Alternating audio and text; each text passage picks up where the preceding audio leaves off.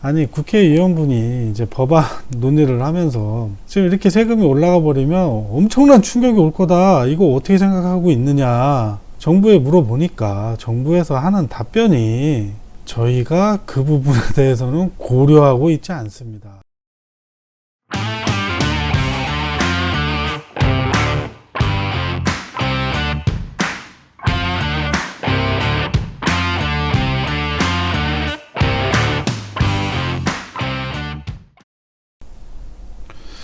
저희가 이제 작년 5월이죠. 액상형 전자담배 관련 제세부담금 개편 방안 토론회에 나가서 아니 도대체 액상형 전자담배를 단 한 번도 안 사용해 본 분들이 조사하고 결론 내면 이렇게 잘못된 결과가 나온다 라고 충분히 얘기를 했고요. 작년 10월이죠.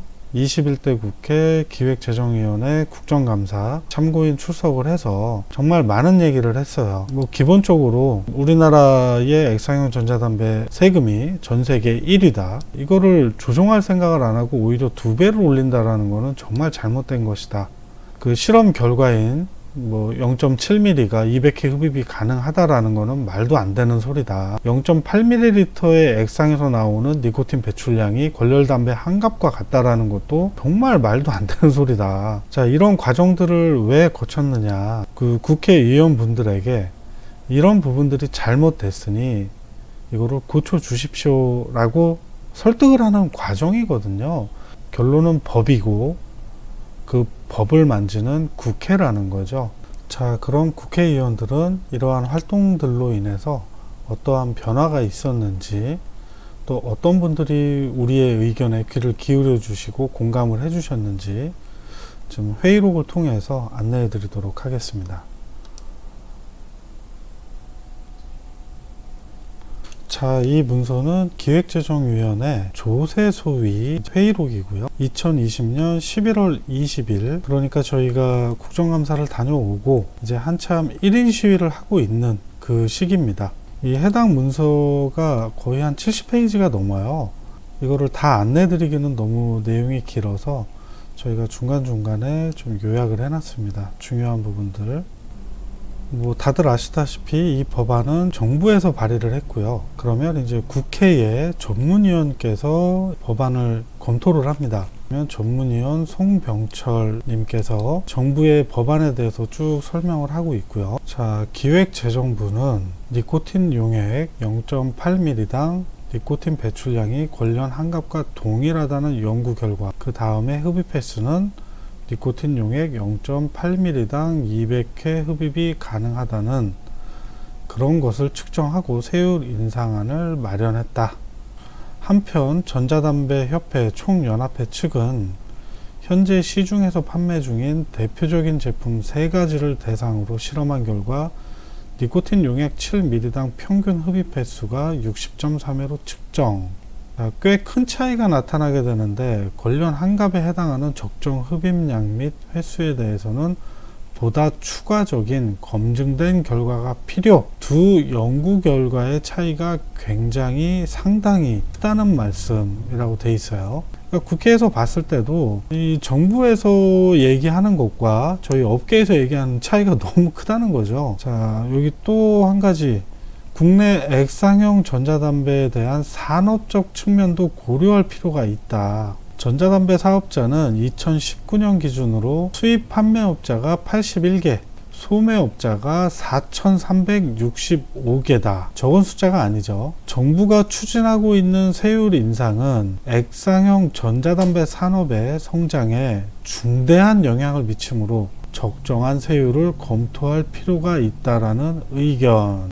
이렇게 국회에서는 판단을 했고요. 자, 내려보시면 이제 그 각각의 의원님들이 이제 논의를 하는 거죠. 조혜진 의원님께서 지난번 국정감사 때 참고인 진술을 통해서 의미 있는 진술을 많이 들었고 법 개정과 세율 인상 관련해서 우리가 참고해야 될 사항들을 많이 파악을 했다고 생각이 됩니다. 그때 참고인 진술 내용을 들어보면 연구 용역 자체에 어떤 과학적 근거라던가 이런 부분에서 좀 부실한 부분이 있고, 특정 제품 쪽에서 자사 제품 홍보용으로 어떻게 보면 실상을 좀 부풀려 가지고 이야기했던 것들, 홍보용으로 제시했던 논리들을 받아들여서 영향을 줬다. 자, 경쟁적 관계를 가지고 있는 KT&G 쪽의 의견이 주로 반영이 됐다. 액상형 전자담배 최초 세율이 KT&G의 의견 반영이 됐거든요. 자, 확인을 해볼 필요가 있다. 이러한 부분들에 대해서 보다 객관적인 의견 수렴이 다시 한번 이루어지고 그 다음에 세율 조정에 들어가야 되지 않나 하는 생각이다.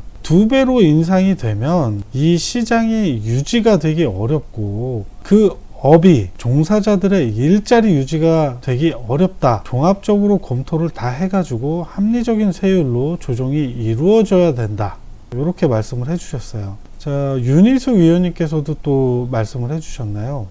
지금 현재 판매되는 소비 단위에 해당하는 제품당 단가가 얼마나 올라가야 되는지에 대한 정보가 없다. 저희는 다 알죠. 지금 8만원, 9만원대가 돼버리죠. 30mm 액상. 60mm 액상 같은 경우에는 뭐 14만원, 15만원대가 돼버리는 겁니다.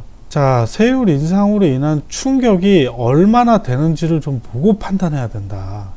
이 판단은 전자담배나 액상담배라는 산업을 그냥 없애버릴 것이냐에 대한 판단으로 넘어가는 것 같다. 아니, 없어져야 하는 게 마땅하면 없애야 되는 것도 맞다. 그런데 그 판단을 하기 위해서는 지금 근거가 너무 모자란다. 그리고 또 이런 얘기도 해주셨어요. 어떤 나라는 심지어 담배를 대체할 수 있는 건강 보조식품으로 하는 나라도 있다. 이 액상형 전자담배에 대해서 산업에 어떤 영향을 미치는지를 우리가 인지를 해야 되고, 판매 단위당 세금의 증가, 그리고 권열담배에 비해서 전자담배나 액상담배가 얼마나 덜 해로운지에 대한 과학적인 근거, 세율을 차등화하던가 아니면 범위를 차등화하든가 해서 다른 나라들에서 어떻게 이것을 하고 있는지에 대한 자료가 필요하다. 지금 몇 프로를 인상한다는 얘기 자체가 의미가 없을 수 있다. 충격이 크다면 오히려 이걸 담배랑 똑같이 세율상으로 취급할 것이냐에 대한 결정이 훨씬 앞단에 있었어야 되는 거다. 그 결정을 하려면 정보가 필요하다. 담배로 인정은 해야 되나, 담배 안의 범주에 어떻게 차별화할 것이냐에 대한 많은 논의가 필요하고,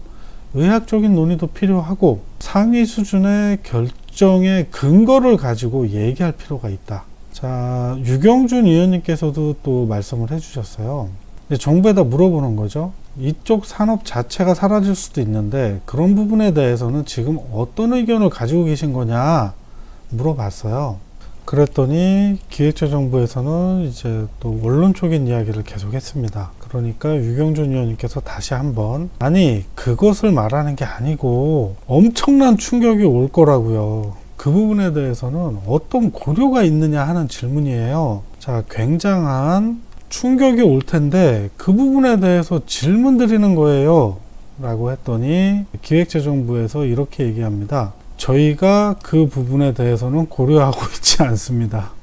아니, 국회의원분이 이제 법안 논의를 하면서 지금 이렇게 세금이 올라가 버리면 엄청난 충격이 올 거다, 이거 어떻게 생각하고 있느냐 정부에 물어보니까 정부에서 하는 답변이 저희가 그 부분에 대해서는 고려하고 있지 않습니다.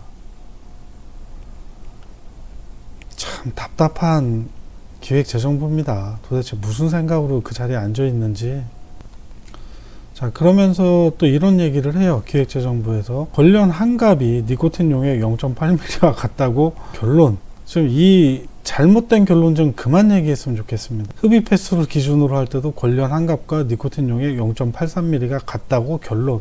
도대체 그러니까 전자담배를 안 써보면 이런 얘기를 하는 거예요. 어서 엉뚱한 걸 가져다가 말도 안 되는 실험 조건을 해서 이런 결론을 내놓고, 이거 전자담배 쓰시는 분 단 한 명이라도 누가 동의하는지 한번 진짜 찾아봤으면 좋겠습니다. 자, 조혜진 의원님께서 위 내용에 대해서 흡입 횟수도 정부는 니코틴 용액 0.7mg당 200회 흡입된다고 정하고 그 기준에 따라서 한 것으로 아는데, 청년협회 측에서 조사한 것은 60회로 나왔거든요. 그래서 이것도 객관적인 조사 검증이 저는 필요하다고 봅니다. 흡입 횟수에 대해서는 정말 객관적인, 이게 바로 세율로 결정이 되기 때문에 객관적인 검증이 필요하다. 조세 형평성, 연합회 측에서는 액상형 전자담배 세율이 우리나라가 전 세계에서 1위, 2위보다 거의 3배 반이 높다라고 차이가 난다, 이렇게 이야기를 하고 있거든요. 결코 낮지 않다. 생업이고 또 일자리인데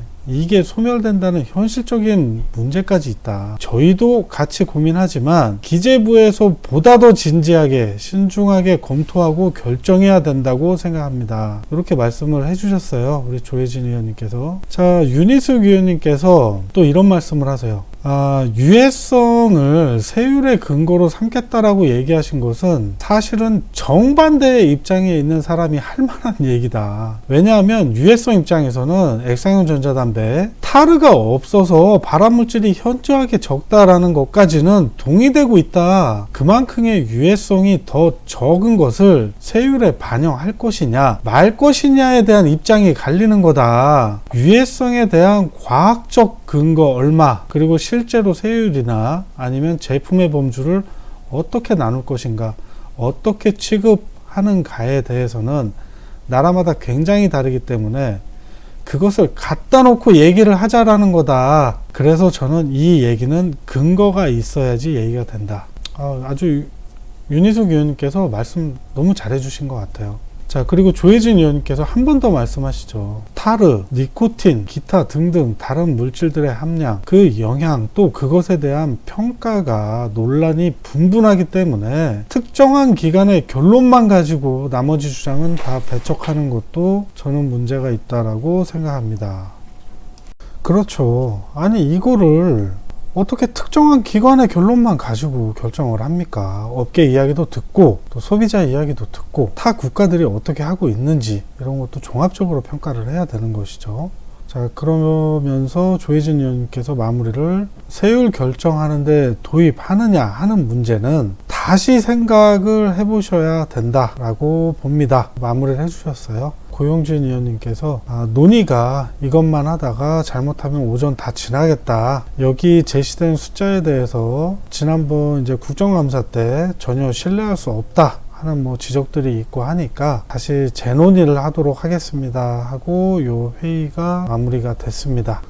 결론적으로는 좀 많이 아쉬워요. 이렇게 법안이 통과되기 전에 이제 국회의원분들께서 또 저희 업계에 귀를 기울여 주시고 또 이렇게 많은 발언을 해 주셨음에도 불구하고 법안이 지금 통과가 됐죠. 그렇기 때문에 저희는 올해 다시 한번 새로운 법안이 나와줘야 된다, 이렇게 좀 간절히 바라고 있는 그런 입장입니다. 이러한 입장은 우리 베이퍼 분들이라면 어느 누구나 다 동의하신다라고 저는 생각을 하거든요. 조금 더 간절하게 저희가 원하고, 저희 총연합회 여러 이제 임원진들께서 애써 주시고 계시니까 조만간 좋은 내용을 안내해 드릴 수 있도록 많은 노력하도록 하겠습니다. 감사합니다.